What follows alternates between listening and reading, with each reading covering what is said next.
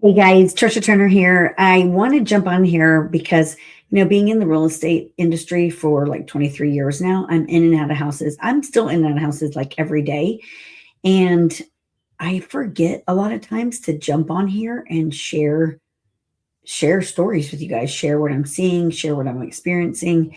And I'm like, I need there's some things down here out in this world that you guys, buyers, sellers, real estate agents, y'all need to know. I'm going to give you something that happened yesterday. Probably saved our buyers from making a huge mistake, a costly, huge mistake. There's a home, and in the real estate market, in the Houston market where I am at, and where I mostly focus is like West Houston, Katy, Fulshear, Richmond, all of that, right? I run a team, but I also am in production. I list homes mostly, but I sometimes work with buyers. In this situation, I have a client. Their home is sold. We will close on it next week. So they're still trying to find a house because that certain house, they're hard to find right now. In Houston, yeah, we have a lot of inventory, but there's a lot of homes that are on the market that aren't that great, right? So for a specific home, move-in ready, like everybody wants a move-in ready home, don't have to do updating, don't have to do a bunch of work in that right location, in that right neighborhood. Those come on the market and they disappear. Those go under contract. The ones that come on the market and look like crap, not so much, right? And there's listings that are sitting all over the place that don't look like crap. It's a weird freaking market that we're in, okay? Clients have looked at countless houses now in the last 30 days, I would say. We've looked at countless for the last several months, but now really, because we're coming up on closing date, right? There's a house. Wife absolutely loves the house. Loves it, loves it, loves it. It needs work. The bones are amazing. The location, perfect. In the community that they want, it's just dated. The person that owns it has owned it for about 10 years. And the person that owns it, I guess maybe he just had a different style of taste, right? And so maybe the kitchen counters shouldn't be those, and cabinets and floors. So it's a whole pretty much redo on the inside to get it to where my clients would want to live in it, right? It's also an older home. So the roof is an issue, okay? When you as the real estate agent are taking buyers into homes, number one, you're supposed to put their needs above your own always, whether they're your buyers or your sellers, okay? So when you're taking them into homes, you're looking for things like put yourself in their shoes. If you were thinking of buying, would you buy this house yourself, right? And if you would, what are the things that you would want done differently to it so that you can negotiate that? These things you never want to, if you're the real estate professional, encourage your people to settle. I don't believe, unless it's like, let's settle for this house right now because it's a good opportunity, because the market's going to turn and you can use it as a stepping stone to make money as an investment to go do it again or buy your forever home or whatever that is. Stepping stone, not let's settle because this is all that we've got and we're just going to live here forever. No. So in the market that we're in right now, finding that home is super important. Well, in this situation, house needs about $100,000 as a remodel. House is vacant. It's priced a little below market value, but in the market that we're in and where this is located, not really, because I know data and I know that most buyers aren't willing to, number one, overpay for a house unless it's absolutely gorgeous, in a great location, and move in ready. If it's dated or needs work, they're not. And they're going to give low offers, if any offers whatsoever, because nobody wants to go in and do the work. Very few. I can say nobody. Very few want to go in and do the work. Replacing flooring, carpeting, counters, all that stuff. People don't want to do it, and or they don't have the money to do that too and buy the house, right? So you've got investors that are willing to do that stuff, but investors are about going to give you like 65 to 75% of market value. That's the formula. This situation, the owner, I had the opportunity to speak to the owner. The owner is an agent, and owner loves the house, absolutely loves the house. And so there's a little bit of emotion there, right? But it's sitting vacant because the owner's already moved on to another property. And it needs $100,000 of updating the house, okay? It's been on the market too, a little over 150 days, okay? Now, I know in this market that we're in Houston, some homes are taking that long to get sold, but the ones that are priced right and look right will sell. So in this situation, it's at a certain number, right? A little bit below market value. I tell the buyers, my clients, if this house was fixed up, it could and would be worth $100,000 to $150,000 more right now. It's not. So that's why it's priced where it is.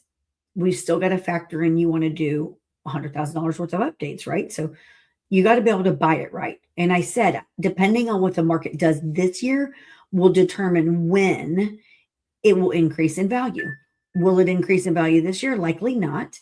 Will it increase in value? Yes, next year, I believe so. But the value that you're wanting it to increase, you're talking 3 to 5 years, okay? They're going to live in there for 5 to 10 years likely. So they're okay with that. And especially if it gets upwards of, $300,000 or more, which it very well could. What happened yesterday, though, was we did, and my clients are very thorough, thankfully.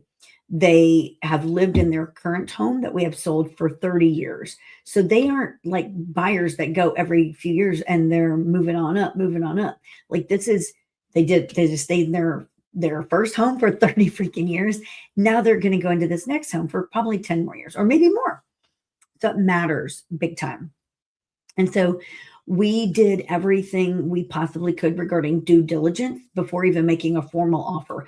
I've alluded to the listing agent where we are, but I've also let her know we've been in the house now 4 times with different people. We've been in with contractors to get pricing on what it would look like to remodel. We've had the roof looked at. We had everything looked at except for the foundation. And here's what we discovered. In this house, it's a single-story home, so it's a large slab, and the square footage, it's about 3,500 square feet. It's a neat floor plan. It's a very neat floor plan. It's a unique floor plan, super cool. On the right side of the house are the secondary bedrooms. And then you've got like your entertaining area, living area, all that in the middle. The left side of the house is like where your master primary suite is, the office, all that stuff. The right side of the house, it's a hallway too that leads to the other secondary bedrooms. It's sloping upwards. So by the time you get to the final bedroom, you definitely are higher than when you started at the beginning of the hallway. So much so you can feel it. There's no cracks anywhere in the house, inside or out. So there's no signs of a foundation being off or anything, like no signs whatsoever. You could put a marble in the bedroom, the last bedroom, and let it roll, and it would roll down to the end of the hallway. So that was a concern. I address it with the seller verbally. My clients are concerned about the foundation. There's a slope there for sure. And before they're willing to make an offer or decide if what their offer is going to look like, we're going to have a foundation company look at this. She says, "Oh, I don't like foundation companies. I don't believe in them. They're just going to try to sell you a foundation, blah, blah, blah, blah, blah." I had a structural engineer look at that slab 10 years ago, and he said it was fine. I know that there's a slope there, but he said it was fine, and there's nothing wrong with the foundation. It's a solid foundation. And she said, I didn't get it in writing because he's a friend of mine, and he would charge me if he had to put the report in writing. But he said there was nothing wrong with the foundation. And I said, well, that's all well and good, but my clients to have their own assessment. There's a foundation company called Level Check Foundation. We've worked with them for years, almost my entire career, and we trust them. They aren't just a foundation company that's going to try to sell us the foundation job. We use them exclusively, and they're going to come and look at the thing. And she says, well, that's fine and dandy, but I don't want any kind of a report. And I was like, that's fine. You don't have to have the report. It's for my clients, their own knowledge to decide if they want to make an offer on this house. When we went to the house, but keep in mind, I just told you guys we've been in the house 4 times. So we are aware of that sloping. So the foundation level check was there with us yesterday, and then my clients get the level out, and they're kind of doing their own measuring while level check is measuring the house and scanning the house and doing all things that they do to get exact measurements. And so my clients are thinking, I think it's about 1.5 inches off. That's what they were thinking, because that was kind of what the level was showing. Long story short, Level Check is there with us. We were there for about 2 hours. Massively thorough report. When we look at the diagram, the house isn't off just an inch or an inch and a half. It's 5.9 inches. 5.9 inches. That is significant. I've sold hundreds and hundreds and hundreds of homes. I've had Level Check in countless homes. I've done foundation repairs. We flip houses. I'm not sure that I've seen a degree of that big of a difference. And here's where it went. Like, here was the deciding factor. I'll say that without like giving so much information. If the foundation is off on one side, 5.9 inches, 4.9 inches, whatever, number one, that's significant. Can you fix it? Yes, you put piers underneath it. You do all their technology to raise or lower a house, right? To get it level. That's what you do with foundations. And a foundation in Houston anyway is not an uncommon, an unsolid, I'll call it, foundation. And Houston is not uncommon. It's very freaking common because of our soil here. Well, this house, we were like 5.9. Holy crap. Okay, so remember, it's a one story. Well, it's 5.9 on this side of the house, but the other side of the house is like down, like 2.4, I believe it was, something like that. So you have a house that's basically tilted and no signs of cracking anywhere. And that's what the technician said. He said, there's no signs of cracking. There's no signs of damage per se to the house. So there's two things that could have happened, right? A, when the house, because it's a custom home. So when the house was built, did the developer, the builder, pour a slab that far off? Like that? He poured it like that? How could that have happened? Like, did you not measure? Did you not check? Yes, you did. You had to have. It's not just an idiot builder. You wouldn't think. We don't know. Or in the time that, like I said, it's not a new house. Has the house shifted that much? That's a lot, y'all. and keep in mind, my clients love this house. The wife especially loves this house. So I ask Level Check, is this fixable? And he's like, it is. It's definitely fixable. What you have to do now is you have to have a structural engineer come out. The structural engineer has to assess this and then write up a plan about how it can be fixed. Then the plan, once the structural engineer writes up a plan, then we get the plan, or the buyers get the plan. I just include myself in it. Then we give the plan to Level Check. This is what the structural engineer says is required to get this house level. It is fixable though. And then Level Check gives us a quote. So it's a process. I said, is it super expensive? Because foundations can be costly in big houses. And he said, it's not overwhelmingly expensive. No. So we had further conversation with Level Check and, what next steps could be and all of that stuff. Then after Level Check leaves, my client looks at me and he said, would you buy this house? I'm trusting you, Trisha, as my advisor. If you were me, would you buy this house? Because they love it. And I said, no. And he said, what's the deciding factor?